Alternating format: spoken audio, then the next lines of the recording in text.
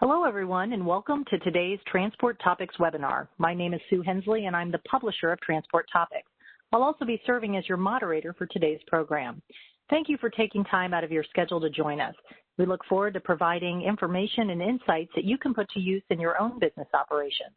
That's the mission of Transport Topics and what we strive for in this informative webinar series. The title of today's webinar is Managing Your Fleet's CSA Scores Through the Pandemic and Beyond. Our presenters from PrePass today are Steve Vaughn, the Vice President of Field Operations, and Drew Anderson, the Director of Product Management. COVID-19, civil unrest, and a divisive election all made 2020 a challenging year. These events affected traffic patterns and enforcement activity, having serious consequences for the unprepared. With carrier CSA scores on the line, our presenters from PrePass Safety Alliance will discuss how these trends may affect your scores and actions you should take now to maintain favorable safety scores into 2021 and beyond. PrePass Safety Alliance is the leading provider of way station bypass and electronic toll payment services in North America.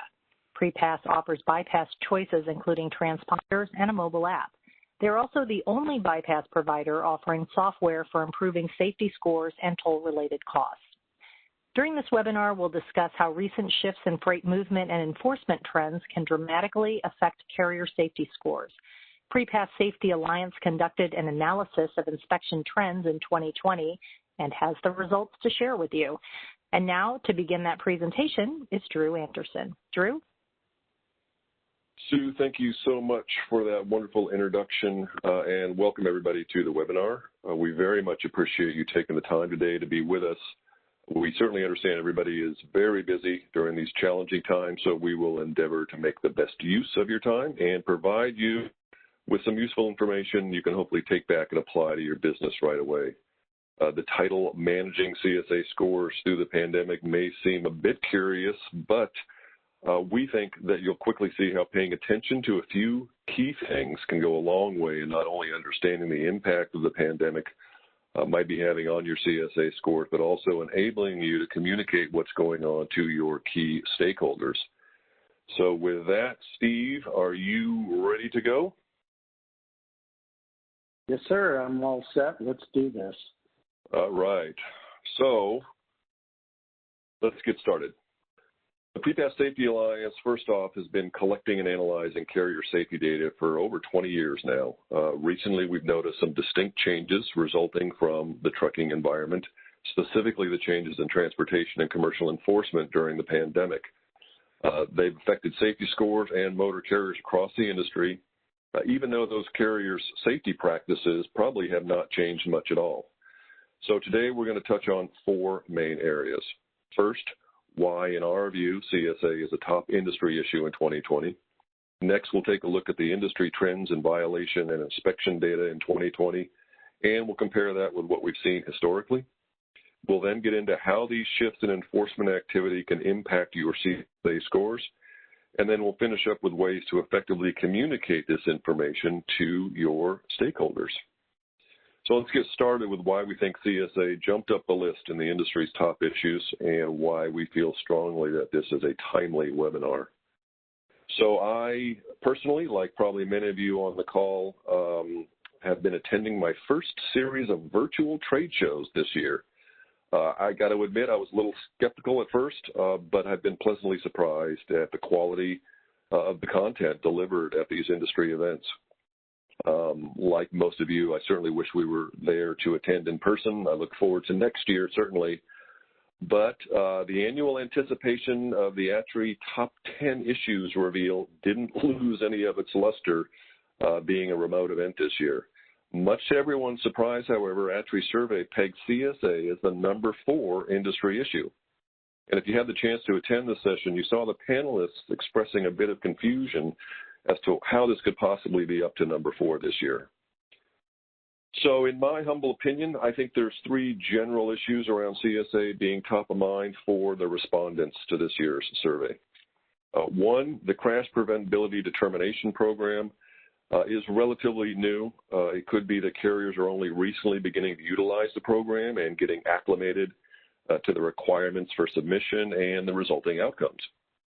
This, again, is the program that allows carriers to submit certain non-preventable crashes through data queues and have them considered for removal from their CSA crash basic.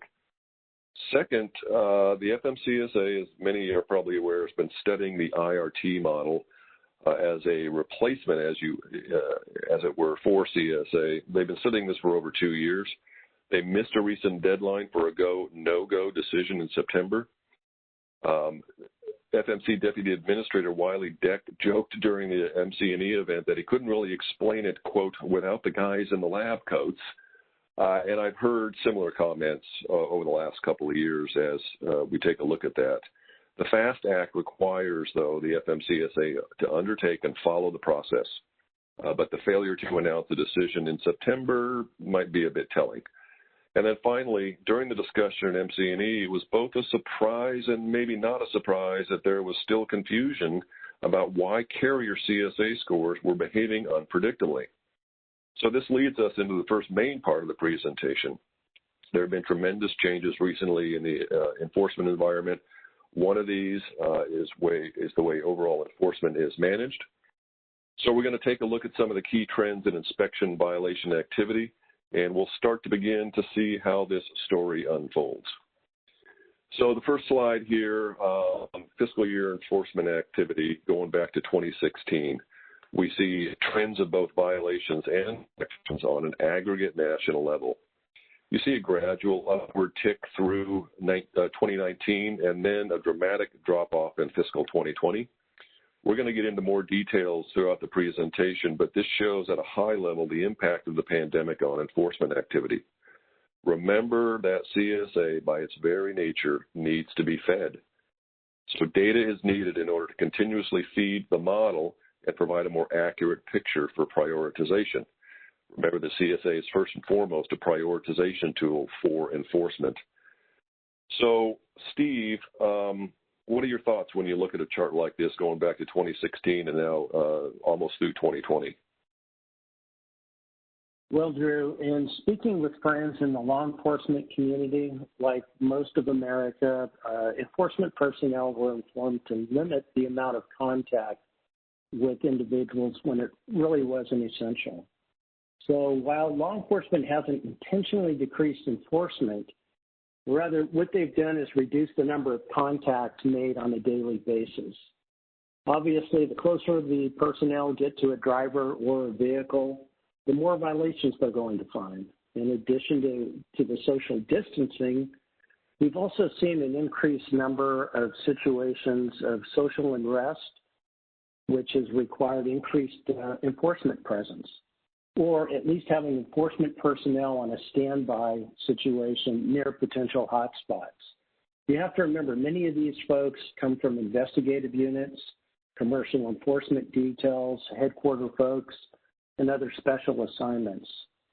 Therefore, between the social distancing and the increased enforcement presence, it's not real surprising to see the decrease in violations and inspections. So with that, let's continue on sort of the trend theme here, but start to dig a little bit deeper. So what we pulled together here, again, sticking to fiscal 2020, is the top 10 states for inspection volume. Now, from my perspective, and I've been working with CSA since really before 2010, I don't see many surprises here. Even going back to the early days, this has been a fairly consistent pattern of which states conduct the most inspections annually. Steve, you see any surprises on this slide? No, not really, Drew. Obviously, the size of the state and traffic volume will have a significant impact on the number of inspections conducted. We see California at the top here. California has nearly 1,000 people dedicated to commercial vehicle enforcement alone. They are the 5th largest law enforcement agency in the nation, with 7,200 officers and nearly 11,000 total personnel. And other factors may attribute to the volume of inspections as weigh stations. Oh, it looks like my Christmas present just arrived.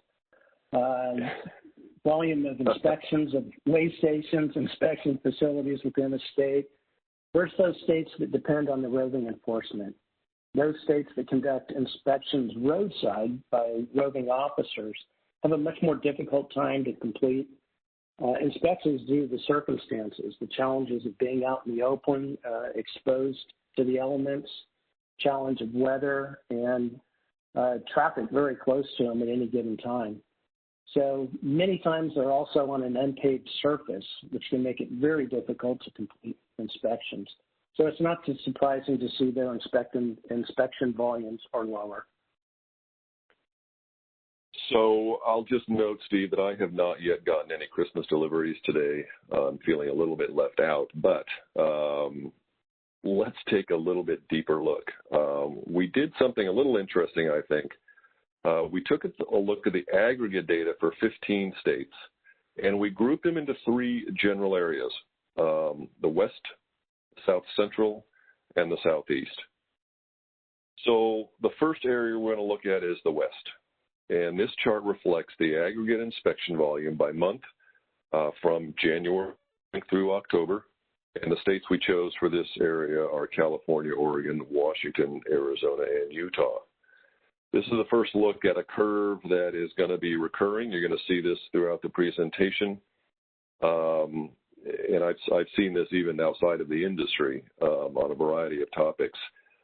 In this region, we see early on inspection activity was moving right along in January, February until the pandemic really started to take hold in March. There was a 51% decrease in this group of states from the high point in February to the low point in April. You do see a gradual increase over the months heading into summer and early fall. I think that reflects the overall attitude that perhaps things were improving, a better outlook certainly. And then in October, we see a drop again. And October compared to the early part of the year is still down 34% from its high point. The next group we want to look at is what we call the South Central group.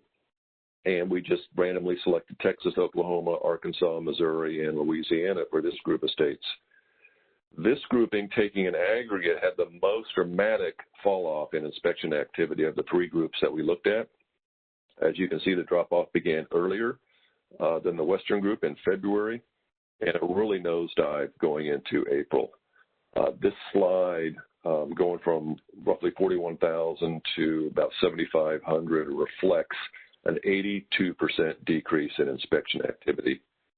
Again, you see the upward trend in the summer and early fall, and then the dip in October again. And this group's overall inspection volume from October back to the early part of the year is down 42%. And then the third group we looked at, you'll see now, is the southeastern group of states. This group, we selected Georgia, Florida, the Carolinas, and Virginia.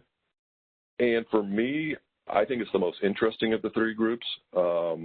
Like the South Central group, there was a big drop-off in April, 71% decrease from their high point. But why this is interesting is this is the only group of the 3 that we looked at that actually returned to what you could call the pre-pandemic inspection volume. And so you see this upward trend again happening just like the other regions, but they're the only ones who made it back to basically where they started from in January. So, Steve, when you look at these groups or anyone individually as a group, any thoughts come to mind? You know, as I discussed earlier, Drew, there are a number of factors that can result in the disparity of the inspection volume between states or regions.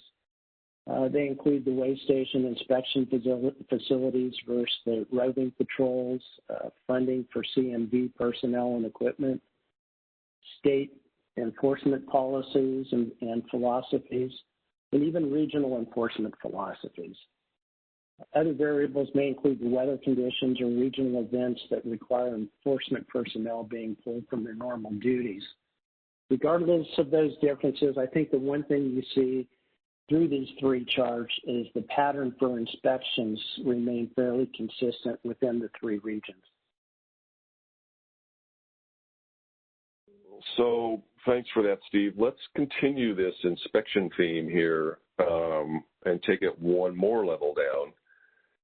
And I thought this was very interesting. We looked at 2020 inspection volume, but we sorted out level 1, 2, and 3 inspection levels and plotted these on the graph that you're looking at. I attended a recent economic webinar put on by the ATA and U.S. Bank, and in that webinar, Bob Costello ran through a variety of economic slides, as he tends to do in an economic webinar. But what caught my attention is the shape of this curve. It's the same thing we're seeing with enforcement activity. One of his examples that was literally a carbon copy of what you're seeing on the screen was his labor force participation rate for men and women. I believe it was ages 25 to 54, if I'm not mistaken. Also, his 2020 monthly employment changes and non-farm payroll trends look very similar to what we're seeing on the inspection data. The pandemic seems to have very similar impacts in many areas of the industry. Yes, there are outliers and there are some contrarian trends that we'll see out there. But this curve and this shape seems to be fairly common. The general consensus seems to be that the pandemic, even as vaccines begin to roll soon, is going to get worse before it gets better.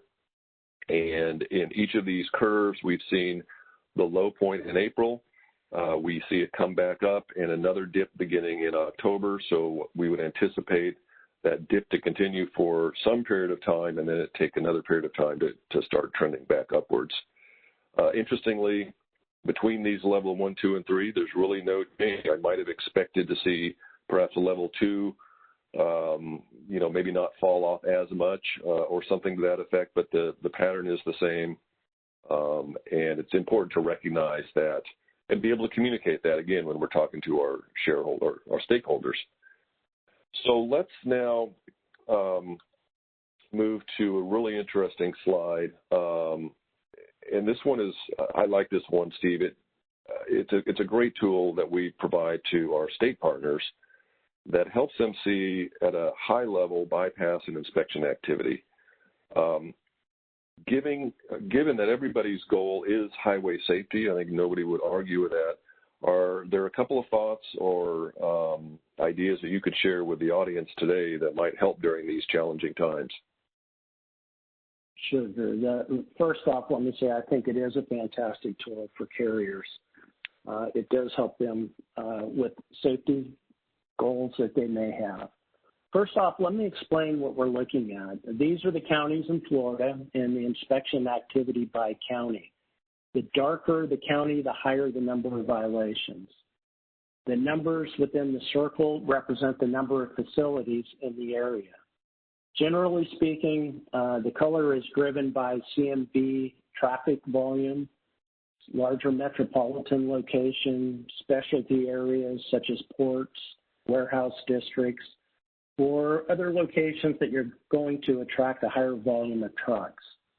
I would suspect that this picture would not change much during the pandemic, as this is where we're going to find CMV traffic even during these challenging times. Our carrier customers have the ability to review their own activity and only their own activity through Informed Safety. The carrier can view a map very similar to this. It'll be the United States, and they can drill down. And when they drill down, they can get into inspection, violation, and bypass data. This can be very useful when looking at violations to determine if additional training is needed for their drivers, maintenance personnel, or dispatchers. Different geographical regions can have different impacts on drivers and vehicles. This information provides to you in a very clear and concise manner information that can help improve your safety and your operations. I'm often asked, why do certain facilities or areas focus on certain type violations? And there's a number of reasons for that. In part, it could be enforcement philosophy. It may be much more the case of the number of violations and type of violations that are common for that site. States with high mountains may focus more on brakes due to the added strain to the systems. Tires might be a focus of states that have high temperatures, roadway surfaces. And drivers may be the focus of an area that have lower speeds, high traffic volume, and a lot of crashes. What Inform does is it can assist you in identifying those things that you you are being involved in and allows you to take the appropriate action through training before it becomes a problem for you. I think that is really well said, Steve. It's the old adage, know before you go, and tools like this are really valuable and important. And I would echo what you said. You know, it is about safety, both on the carrier side and the enforcement side. In my years here, it's a pleasure working with carriers who take that seriously. So with that, let's shift gears a little bit, and we're going to go from inspections and talk about some violations. So I know Steve's got some interesting thoughts on these. What we're going to look at first is overall by state driver out of service rates. Again, we're looking at fiscal 2020 here, and we're seeing the 10 states with the highest percentages of driver OOS rates. One thing that caught my eye, Steve, and probably members of the audience, this chart is noticeably different in that the top 10 states for inspections has sort of one group of states. Now we're looking at top 10 states of driver OOS, sort of a different list. What's the reasons behind this? You know, there could be a number of possible reasons for this change. First off, not all inspections result in a violation or out of service. Second, I believe each enforcement agency may hold a slightly different enforcement philosophy based on their training, their enforcement mission and principles, and their enforcement activities based on their needs and capabilities. While we're all bound by the same rules and guidelines, many factors come into what you're looking for when you're out on the road. For example, in the areas where there are open roads, a lot of speed, you may initiate an inspection based on a speed stop. The contact is with the driver, and therefore the focus may become the driver. I see a number of states up there on this chart that have potential for high speed due to wide open spaces and minimal traffic.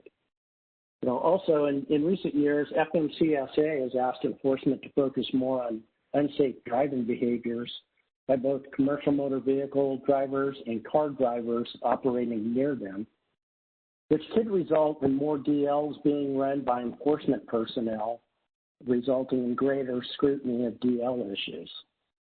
Another factor could be that states have inspection way stations, as I spoke of earlier, versus the mobile type enforcement.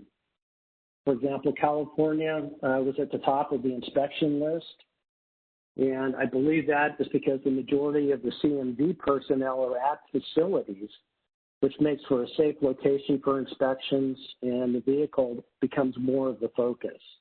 Where a CMV officer making stops out on the highway often don't have the luxury of a safe location to conduct an inspection, so they're naturally going to focus in on the driver. So that makes sense. Let's take a look at vehicle and see what we're talking about. So just like on the previous slide, we're looking at the top 10 states. Now we're looking at vehicle out of service rates.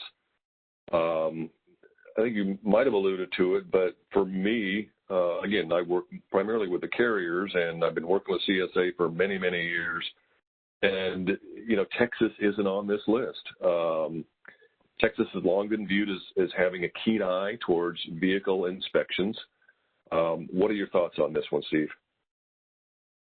Again, I believe that each enforcement agency may hold a slightly different enforcement philosophy based on training, their mission, principles, and their enforcement activities. So those factors can drive the outcome of any enforcement contact, whether it be a violation, citation, or out of service.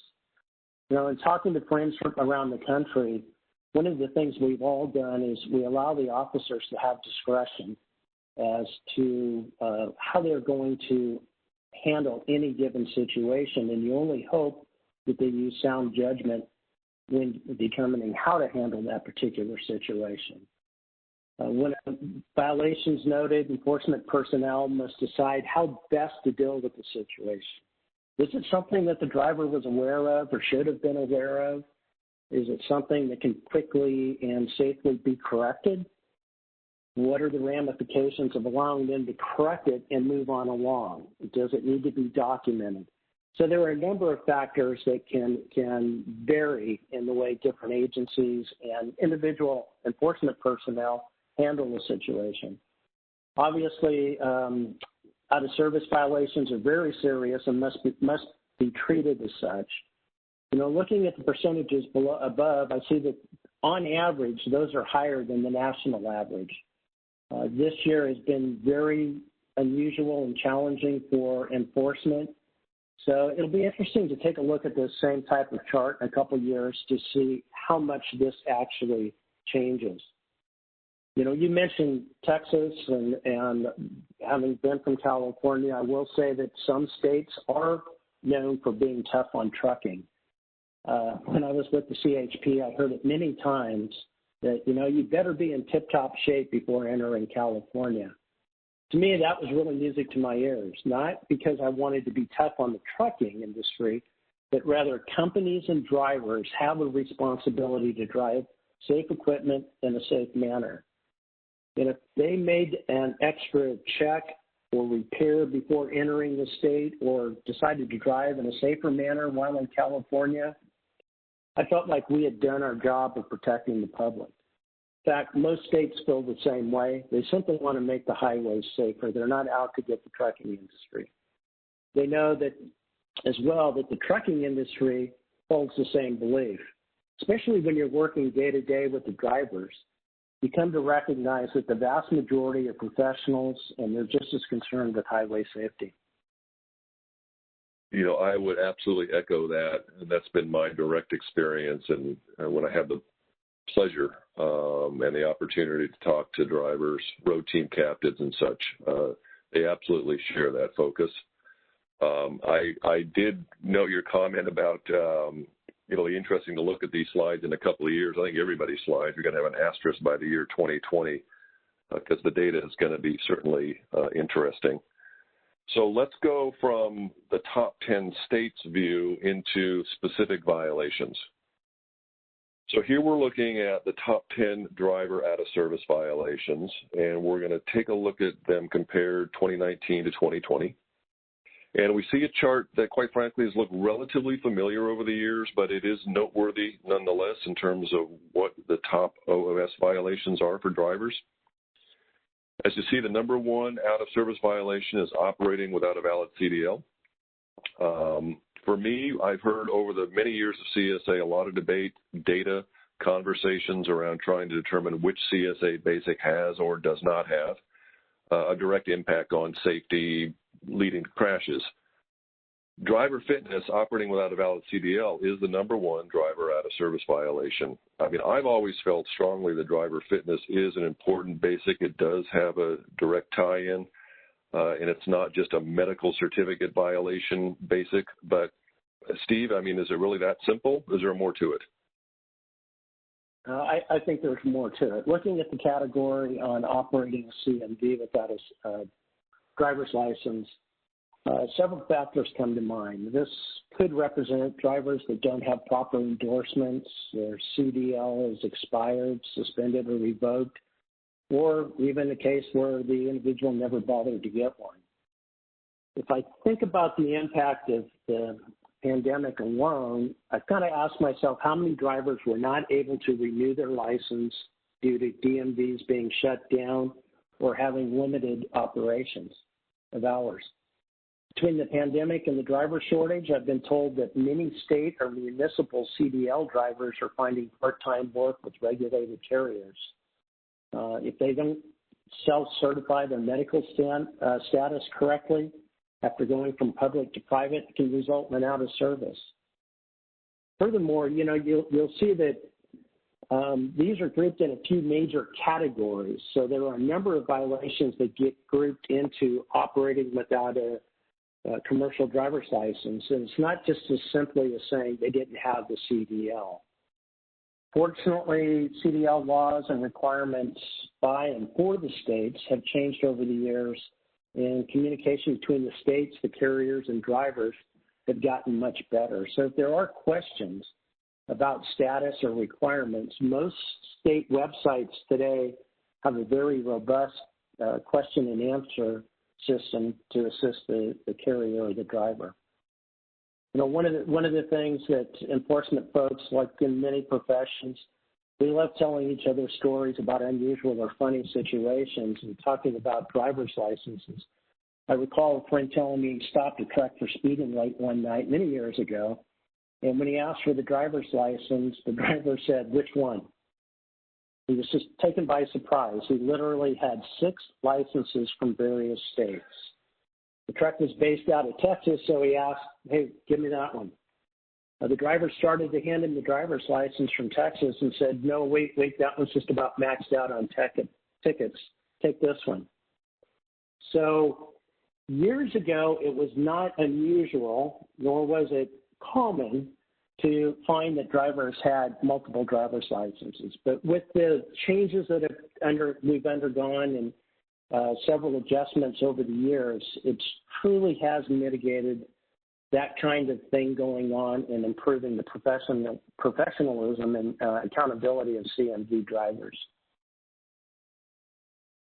So that is, from my perspective, really valuable information to have and be able to communicate. Now, I'm not referring to the Texas truck story. I would not recommend any safety directors utilizing that particular strategy.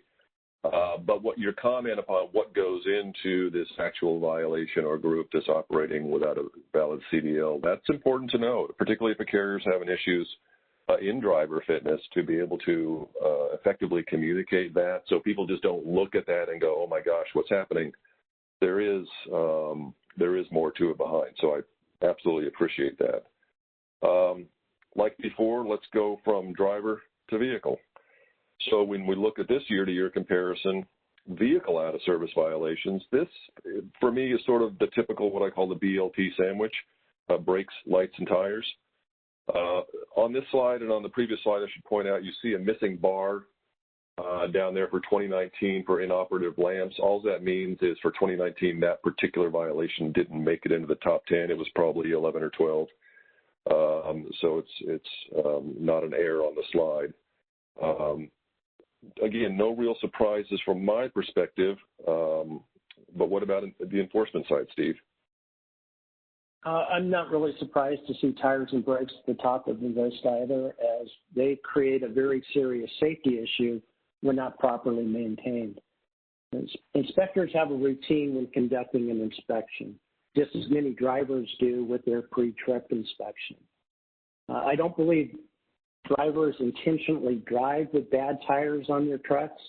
Rather, we all know things happen when traveling a large number of miles, and a flat or damaged tire may not even be noticed by a driver while it's moving on down the road. In recent years, we've had a lot of states turn to tire anomaly systems, and they've become very popular with law enforcement. And looking at some of the data, one of the things that I've noticed is a large number of tire issues which are related to the inner tire of a dual tire system. I believe many drivers, when doing a walk around in their trucks, don't either check for or notice that that tire is an issue.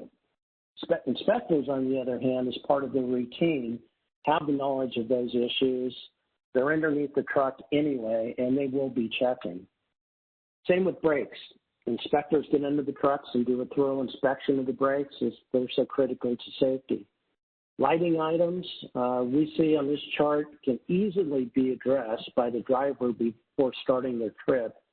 And with the proper check and really paying attention to the lighting issues, they can greatly reduce the number of out-of-service violations. What you need to remember that there are hundreds of violations that are grouped, as I mentioned before, into specific categories by FMCSA in the safety net system that don't always well define what the violation is. They're more of a category and not actual violations.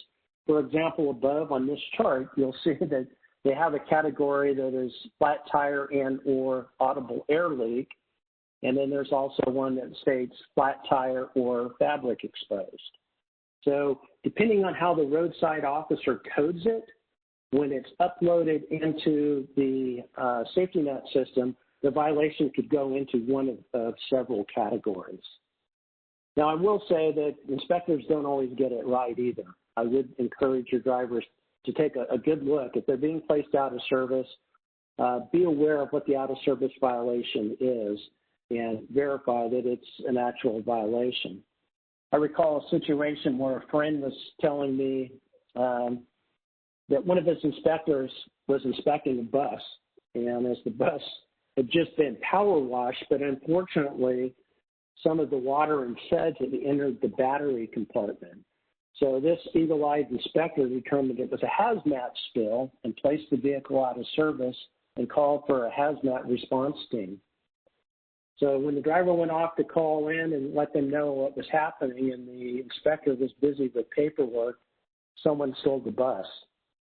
So with that, Drew, I'm going to turn it back over to you. Oh, well, that's a nice handoff there, Steve. I appreciate that. That is amazing. And thank you for that comment and that commentary on these vehicle and the driver out of service. It's always important to know what's going on out there. Let's go into the next section here. We've looked at a lot of information relative to trends on inspections and violations during the pandemic. So let's really get down into how this impacts your CSA scores and what you might be able to do about it.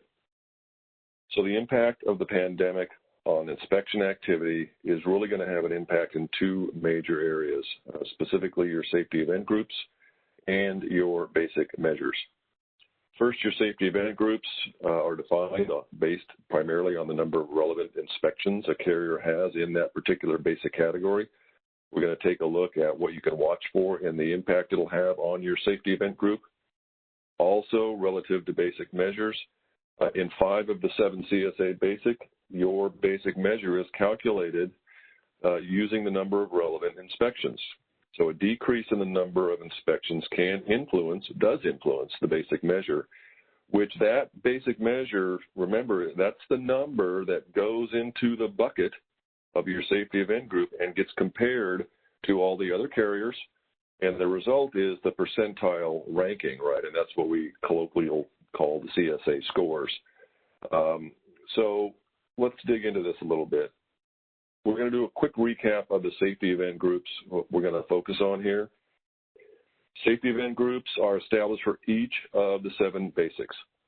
So on this slide, you'll notice unsafe, controlled substance, and crash are grayed out. And I represented this because the safety event groups for those basics use a little bit different approach. They look at inspections with violations or with events, as opposed to just the number of relevant inspections. So for vehicle maintenance, driver fitness, hazmat, and hours of service, which is what we're going to focus on, you'll see the safety event group cutoffs. These are lifted right out of the CSA methodology, which is readily available on the FMCSA website if anybody's interested. The purpose of this slide is to remind us that the inspection ranges used to determine your group you're going to fall in for each particular basic. So you can see the safety event groups that you belong to if you're interested, and you hopefully are, on your FMCSA portal or the SMS site. So why is it important to refresh our familiarity with inspection ranges?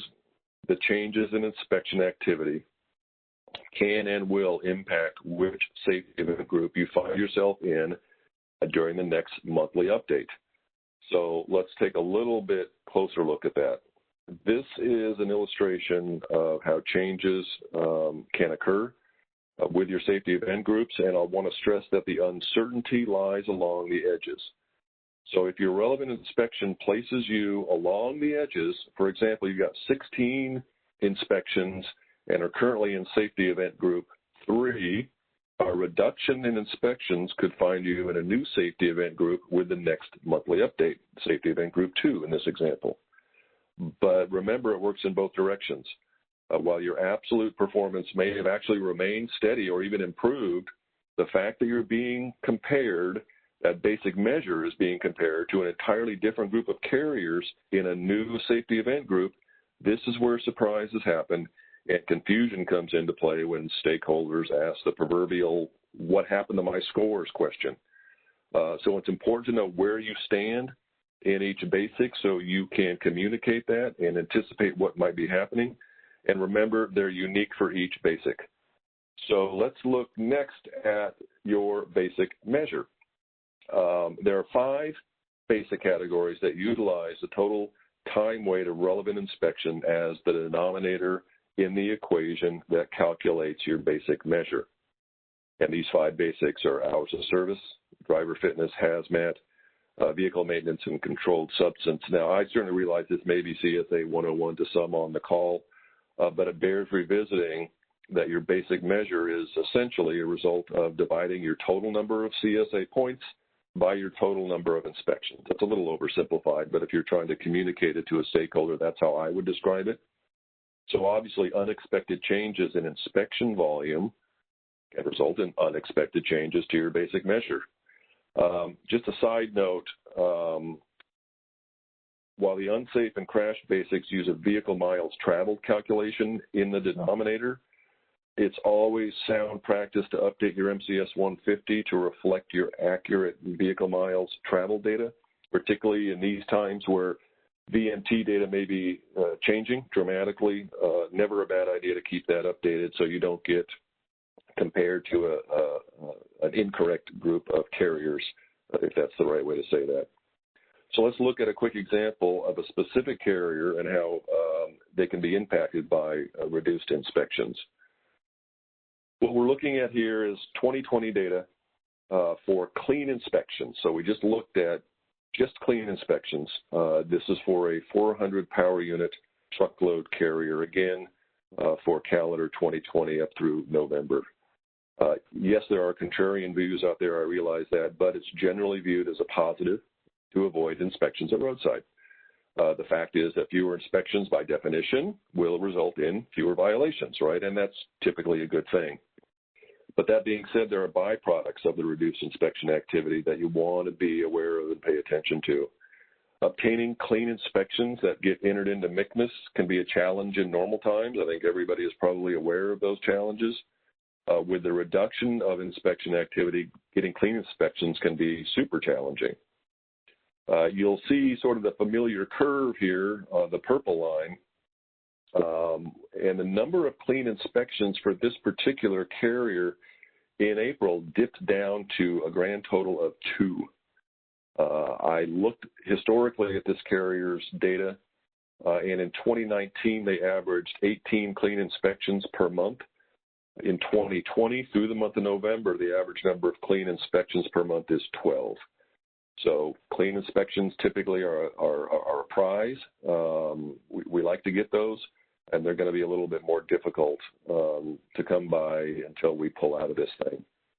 Over the years, roadside activity, I think, is more or less settled into a fairly predictable pattern, i.e. CSA is settled into a relatively predictable pattern. Certainly there's always exceptions. But current events have disrupted those patterns, right? And so that disruption can result in surprises.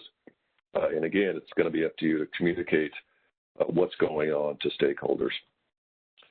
Let's take this one step further and look at that same carrier and looking at it through the lens of the SMS website. So we can see examples of how the denominator of time-weighted inspections impacts the measure. So this carrier's September basic measure was 1.94, and that's on the left-hand side, and you see as of the 9/25/2020 update. So they had total number of points, time-weighted points, but just think of it as total points of 146 divided by total inspections of 75, and that equals their 1.94. Simple enough. You move to the right, and now we're going to look at the monthly update as of October 30th, 2020. And this update reflects an actual decrease of 2 points in violation points. So we've gone from 146 to 144. That's a move in the right direction. And a 6-point reduction in the time-weighted inspection number, so from 75 down to 69. The resulting calculation, 2.08. So their roadside performance, let's call it neutral, right? They're consistent. 146 to 144 in terms of points is pretty straight line, but their basic measure actually increased. So here they are, they're doing the best job they can, they're rocking it, and they get the monthly update, and now their basic measure is higher. It's important to keep in mind that your percentile rankings are always relative to other members of your safety event group, right? So the increase from 2.08 from 1.94 may or may not have resulted to a change in these guys' percentile ranking. It all depends upon the circumstances encountered by other motor carriers, but just this uptick based upon the decreased number of inspections is ripe for surprises, let me put it that way. So pre-pass, as was sort of alluded to at the beginning by Sue's introduction, we've been doing this for over 20 years.